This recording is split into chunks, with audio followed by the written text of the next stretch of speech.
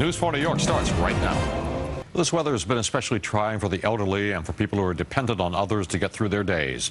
Many are now facing even more days of being snowbound in their homes. News 4's Ida Siegel's on the Upper West Side right now with one saving grace for those less fortunate.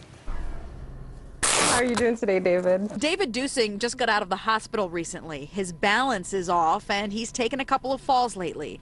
Amelia here is his nurse from the Visiting Nurse Service of New York. She's making house calls tonight to make sure David and her other patients have everything they need ahead of tomorrow's storm. So, David, we're getting ready for another storm here. Okay.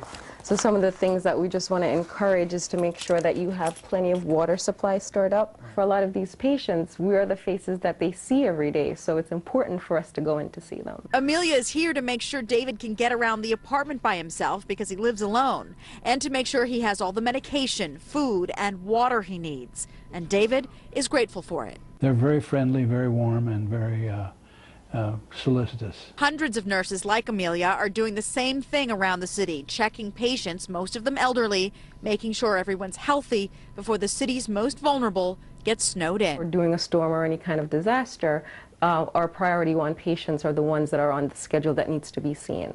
The nurses will be out in the elements tomorrow, no matter what the snowstorm does, making house visits. And if there's anyone they absolutely cannot get to, they'll be doing a round of phone calls. Reporting from the Upper West Side, Ida Siegel, News 4, New York.